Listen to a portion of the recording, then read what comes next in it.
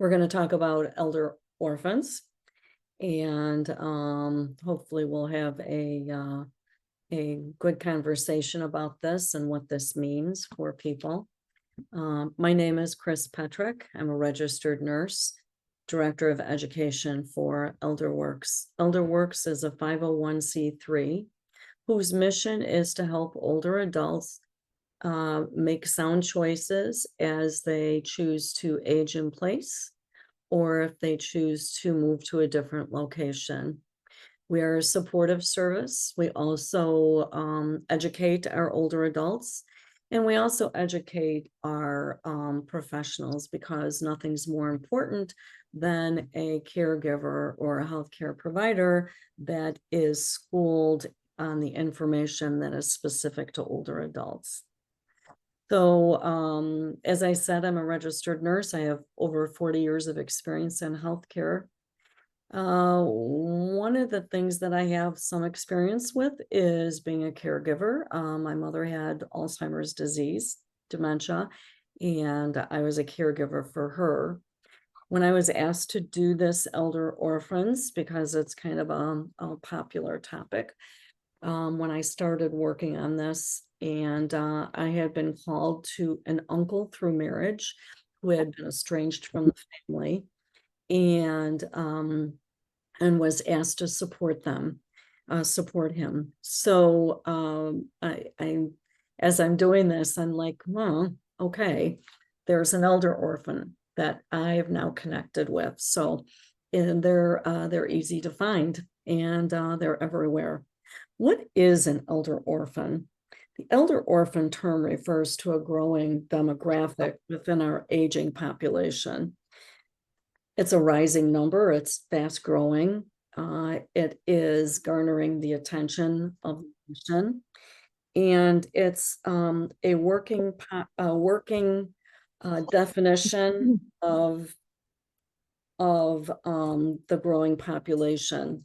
So elder orphans or solos, and we'll talk about some of these terms that they use, are individuals who by choice or circumstance function without the support system traditionally provided by a family. The most common notion or idea has been that elder orphans are older adults who may have never married or without children, and that's true for many of them. It's essential that we recognize that they may not have a traditional built-in family of caregivers to assist them as they age. So we're going to talk, these are our objectives today, and at the end of this program, the learner will hopefully understand what an elder orphan is, how the classification started, our most vulnerable groups, and what we can do to support elder orphans that live among us. So, as I said, an elder orphan or a solo senior are individuals who by choice or circumstance function without the family support traditionally provided by family. And that is the term, and I'm giving credit to the Greater National Advocate for that. But the term was coined by Dr. Marie Carney, Chief of Geriatric and Palliative Medicine at Northwell Health in New York. There are some other labels that are even more unappealing than an elder orphan, and that is unbefriended, unrepresented, kinless, unattended. And so, I don't think any of those really sound like a choice term we want to use. According to research and demographics, those most likely to age alone are older adults who are isolated, older adults estranged from siblings and family, single older adults without children, single or married older adults with estranged children, childless adults, single older adults with little or no social support. Excuse me a minute.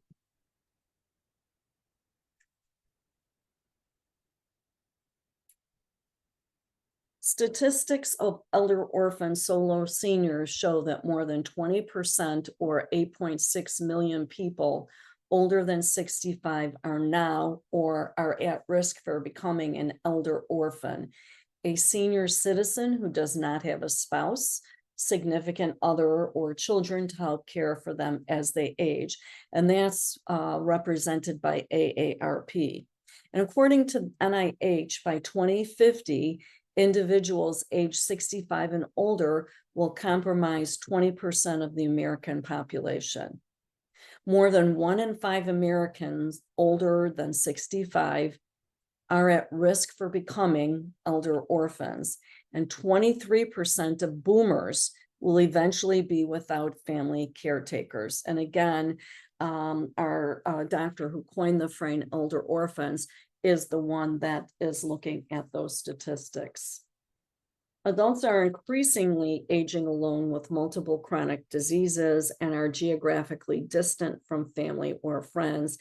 And it's challenging for clinicians to identify these individuals, often struggling with managing the growing difficulties and the complexities involved in delivering care to this population. Healthcare providers often may not recognize or know how to address the needs of these patients that they have in their care, who are trying to manage their own care. While many such patients function well at baseline, we know that the slightest insult can initiate a cascade of avoidable negative events. So really, when we look at elder orphans, not only does it cause difficulty because they're aging alone, but as they move off the spectrum of what we call their baseline, we see that the negative impact of aging alone and not having that support system significantly impacts their well-being. I want to really talk about social isolation versus living alone, because there is a difference in those. Social isolation is defined as minimal contact with others, and that might be because of circumstances. It may be because they have decreased mobility. It may be because of their mental health or their physical health. Maybe it's social economic. They can't afford to go out and do things. Maybe it's due to poor transportation or lack of good transportation. What we do know is that social isolation causes both physical and mental health changes. We see changes in blood pressure. We see changes in diabetes. We see changes in cardiac. We see changes in their mental health, more depression, when people are socially isolated.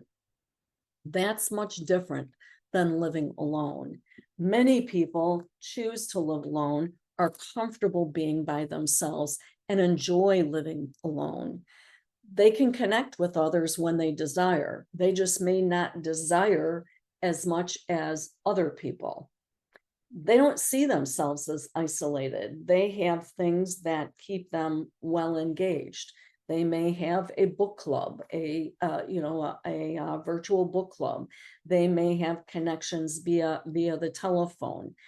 But they don't see themselves as isolated.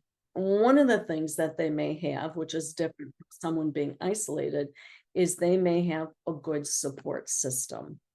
So living alone and being comfortable with it and having that lifestyle isn't a negative thing for many people, but being isolated for almost anybody, whether they're young or old, can be very harmful.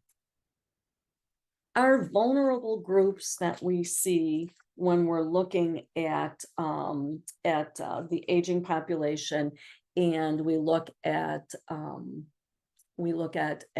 elder orphans, is are people who are financially insecure.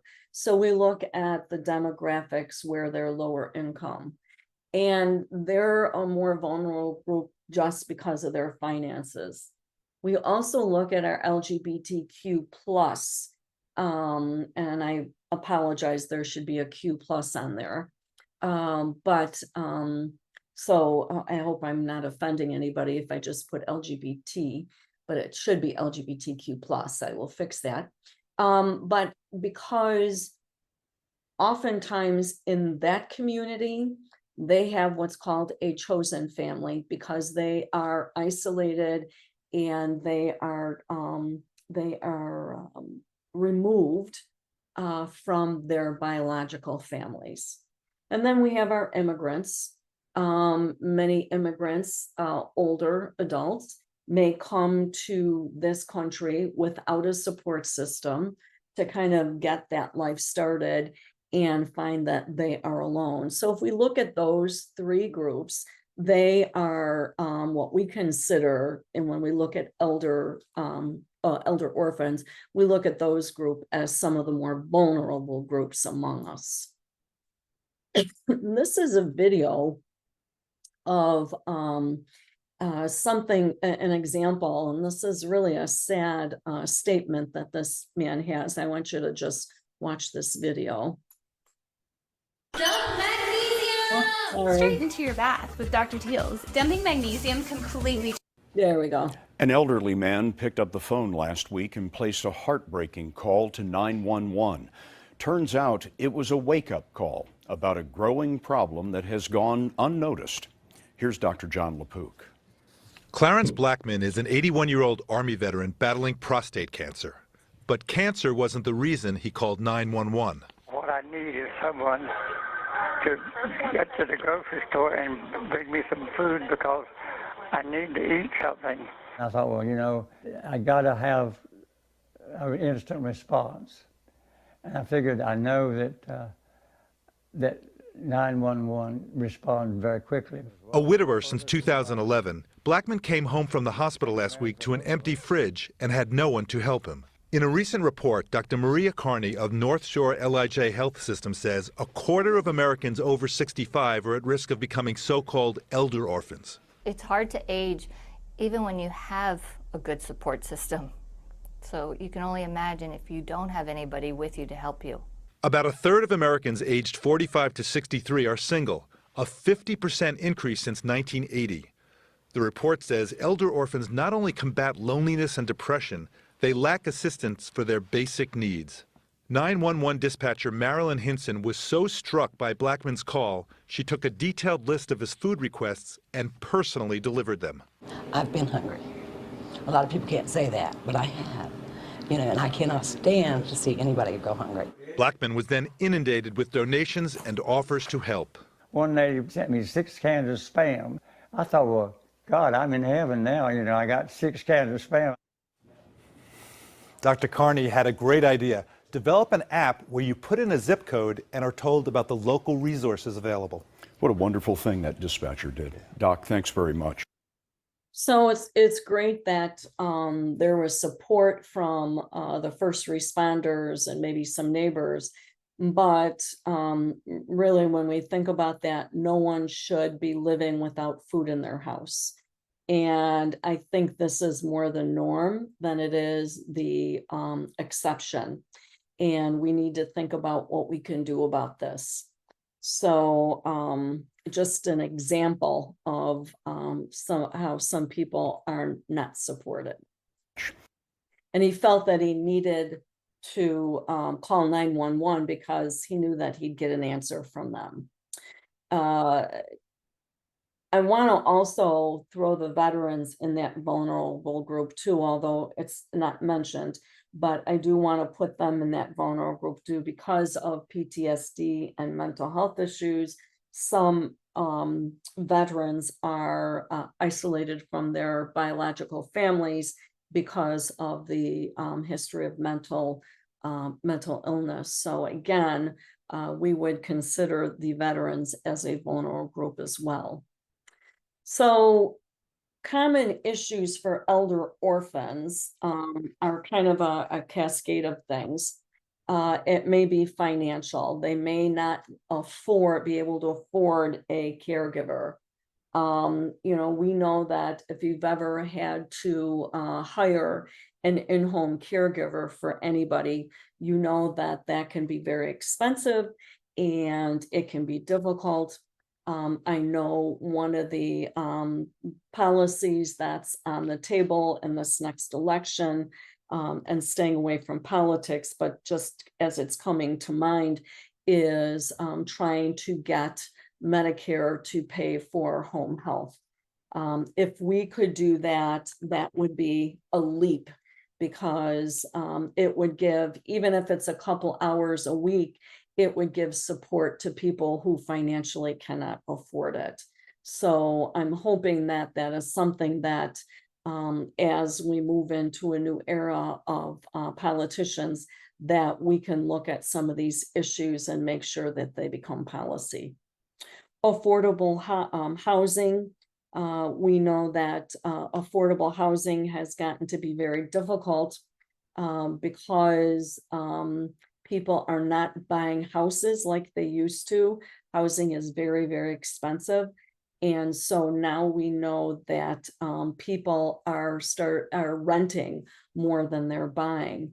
And because they're renting, what happened is that the rent on apartments went up. So if a senior is living in a rental apartment, you know, rental place, they may find that their housing is not affordable to them anymore. Taxes, you know, if you look at your state taxes, Illinois is one of the most taxed states. And so if you look at your house taxes, and we can, you know, file for home exemptions, but even with home exemptions, sometimes affordable housing and taxation is out of control. Legal. The problem with legal is that people don't seek legal help until it's too late. I was at a conference yesterday and they talked about a man who, and this was some legal consultants that we had talked, and they talked about a man who had been single, no children. And so he sought help from a legal advisor, from an attorney, because what he wanted to do was give his maternal cousins a percentage of his his money when he died. And he also had some very good friends that he considered family that he wanted to give money to when he passed away. What he didn't want was that any of this money would go to the paternal side of his family. Those cousins were crazy. They fought a lot. He really was estranged from them, and he wanted his money when he died to go to the maternal side and a few friends. What happened was, because he sought legal advice late and he ended up having cancer, they had the papers drawn up, but he died suddenly before any of those papers were signed. And because that happened, the paternal cousins swooped in and they got half the money. And so his money went to who he did not want it to. So we tend to put those legal issues off until the last minute, and that should be one of the first things that we think about. There are plenty of good elder law attorneys that can speak to the legal issues of aging, as far as living wills and property wills and things like that. So if you haven't done that, it's something that you should think about very soon. Care issues. Again, who's going to care for me? What if I can't drive to the doctor's office? What if I become immobile and or I get sick and I need to go to the emergency room? How will I get there? So we worry about transportation, but then who's going to care for me after my aftercare, after I'm being discharged from the hospital or the nursing home or whatever? Who's going to be that caregiver for me? We know that loneliness is a big problem among seniors in general, but particularly for those who are living alone without any support system. We don't often think of abuse and exploitation, but common issues for elder orphans, one of the big things is abuse and exploitation. People can eye someone, who is vulnerable, and they can make that work in their favor. So we look at some of those issues and think that how can we change those for our older adults. Solo agers may lack someone to answer their questions about their legal and financial affairs and to assure that they're not being duped. So again, talking to someone legal and tying in that abuse and exploitation, having someone that you feel is on your side is very helpful. If we look at some of the resources, there's tons of resources and a variety of organizations that offer programs and services tailored to the needs of older adults, including financial assistance, healthcare support, and social engagement opportunities. Resources such as the National Directory for Home Modification and Repairs provide valuable information and connections to local resources. We look at programs like Meals on Wheels. They ensure access to nutritious meals and social support for older adults living at home.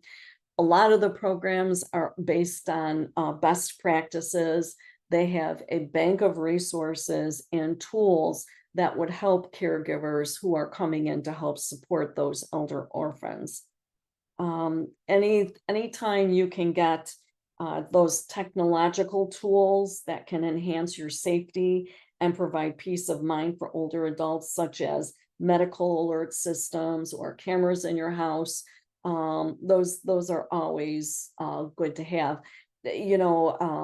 And just my iPhone and my iWatch, I should say, is my medical alert. I have it set so if I were to fall, it's going to say, did you fall? And then I have to hit yes or no. And then it says, would you like us to call someone? And I have 3 phone numbers in there that they can call 911.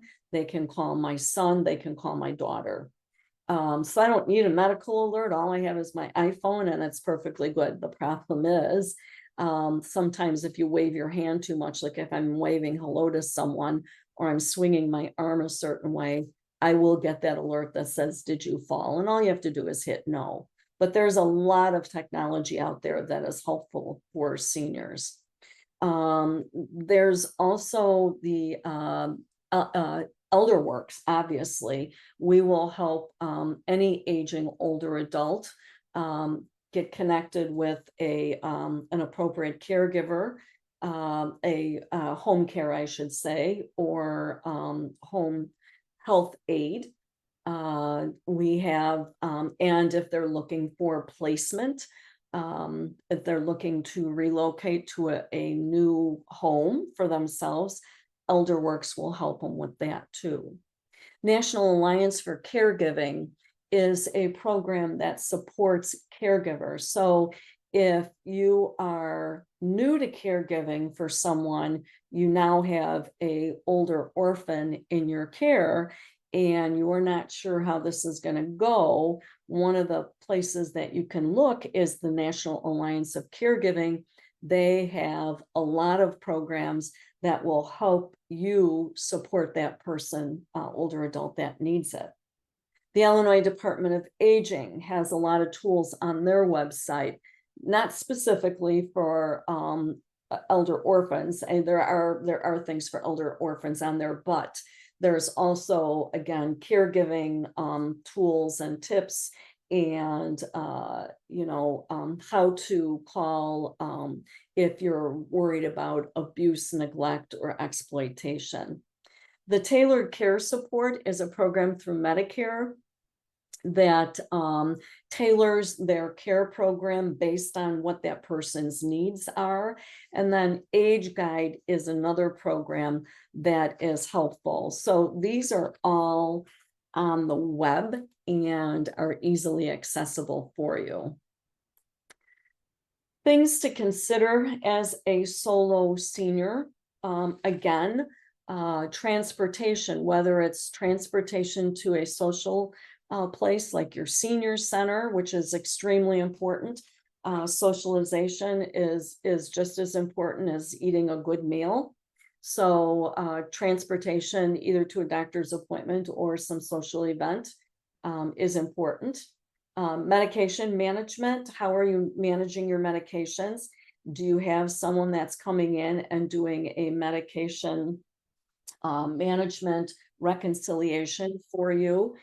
So you're not taking medications that are no longer prescribed for you. Assistance with your activities of daily living, such as housekeeping. What do you have, or what is your ability to tidy up your own home?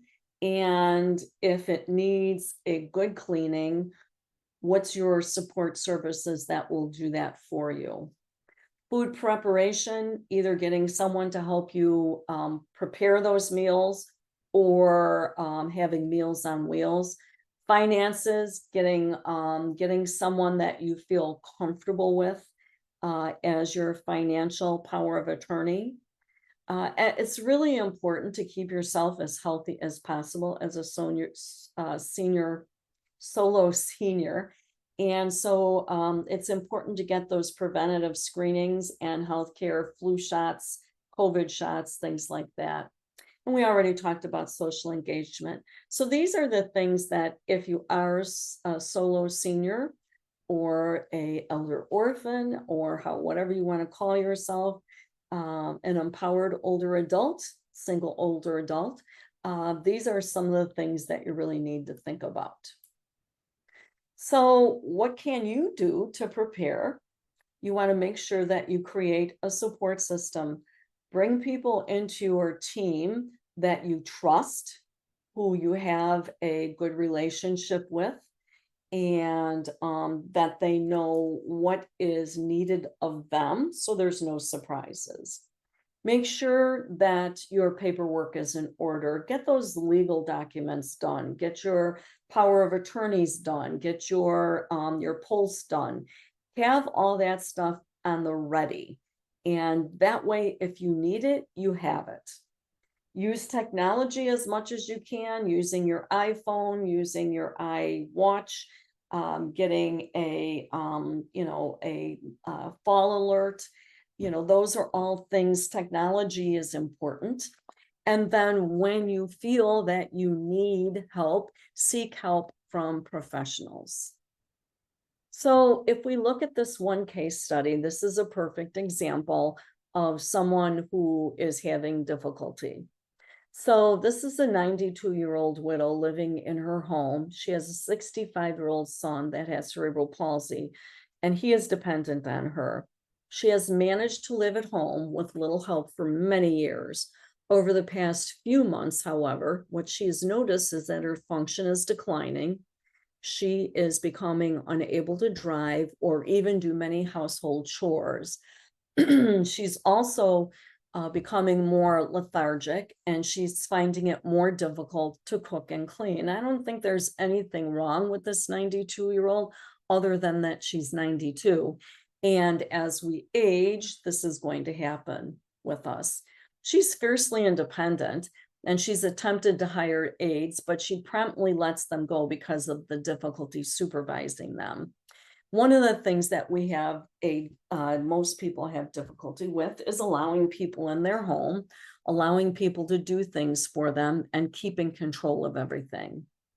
After meeting with a social worker, while still able to make her own decisions and through an introduction to legal guidance in the community, a plan of action was determined for both her and her son, as well as the beginnings of preparation of what would happen with her son if anything were to happen to her.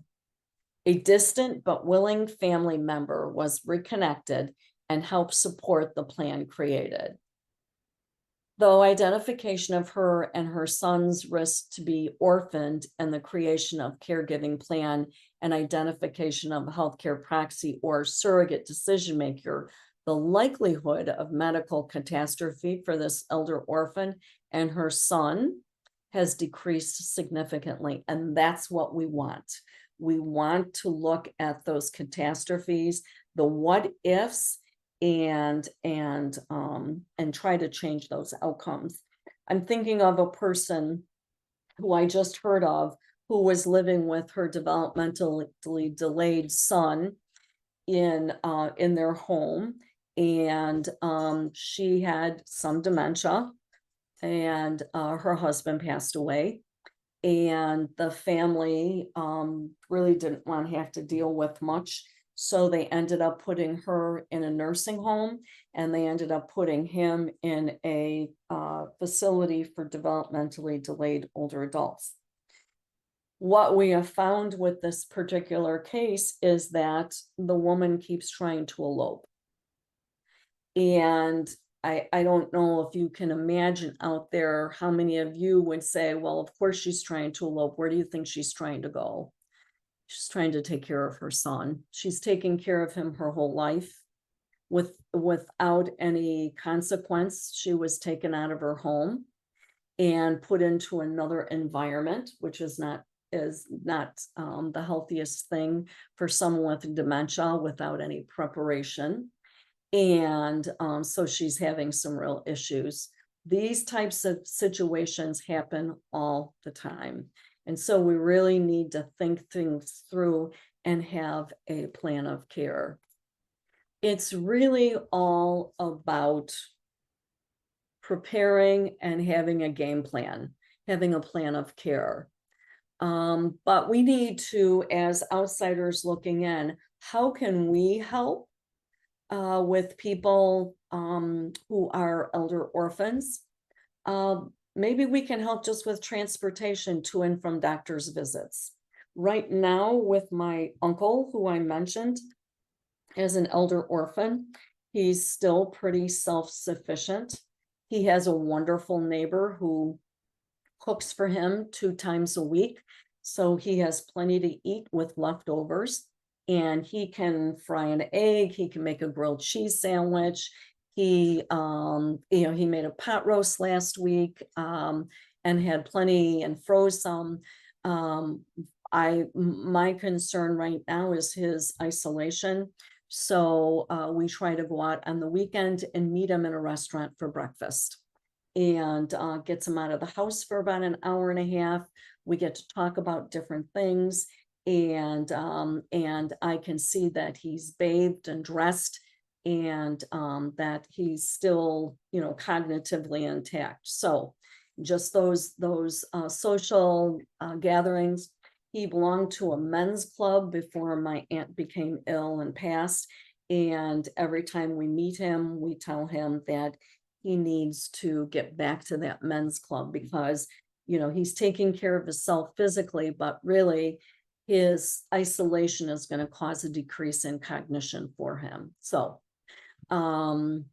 you can, again, you don't have to pay for their lunch. I'm just saying, meet them for lunch, go to lunch, drive them to lunch or breakfast, help them navigate groceries, either at the grocery store or any of the online markets that people can buy food. Daily, weekly telephone calls, check in on him, which I do, make sure he's doing okay. Join them in a card game at home or just a home visit. Those are all things that you can do to help. This is, it's called One Call a Day. This is a program, I believe it's Ohio, where they started this program back during COVID. And I'm not sure they continued it, but I think it's powerful. The loneliness is so deep, I can feel it in my bones. My husband passed away in October, so I am by myself. It's very difficult. I miss the people. I just miss that interaction every day.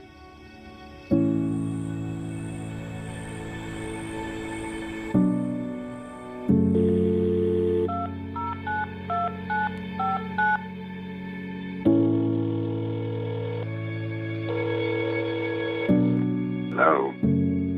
Hi, this is Joe. Is this Miss Lucy? Hi, this is Patrick. Yes, who's calling? Hey, Patrick. This is Delvin. I'm a volunteer for Cox. I'm calling to see how you're doing today. Oh, not too well. Hey, Joe. This is Eric. I volunteered to check in with you. How you doing? Oh, really? I haven't been checked in since I was 16 years old. But I'm here, doing my part. I'm staying home. It's just me and my dog. Talk to her, but she doesn't talk much back.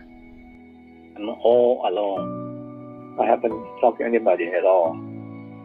Tomorrow's a big day, you know, it's my birthday. But I'll be alone. I'll be alone. You're not really alone. I have 4 children, but none of my children live in Ohio. I have 3 kids.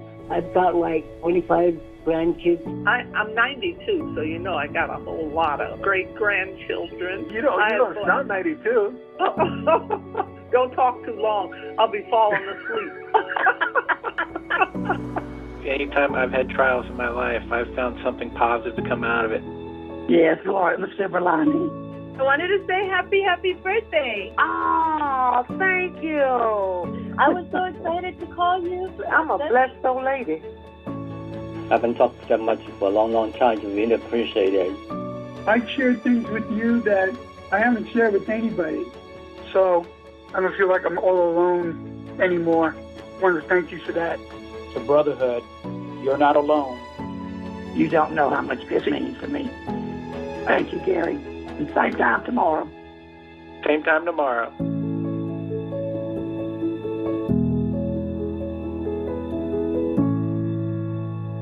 A beautiful program. Hopefully they kept it going. I want to thank everyone for joining us today, whether you are an elder orphan yourself or you know someone who is. I hope that you can find someone that you can connect with that will make a difference in your life. I will take any questions. Please address the vulnerability of people with developmental disabilities and autism. They are also, you're right, Barbara, they are also a vulnerable group because no one seems to think of them. So you're absolutely right. And once their support system passes, if they pass before them, that becomes a real difficult situation. I have a friend who has a son that is developmentally delayed, and she has asked her daughter if when she dies, if she would be willing to take her son, and the daughter said no. The daughter said, no, I have my own family, my own life, no. And so that was kind of a slap to her. So what she's having to do is set up everything in trust and make sure that any money that she has goes to support her son. So it is an issue. Anybody else have any comments or concerns?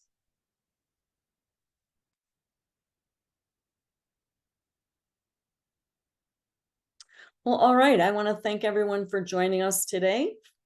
And it's a beautiful fall day. I hope everybody gets out and enjoys a little bit of this nice weather. Thank you very much and have a good day.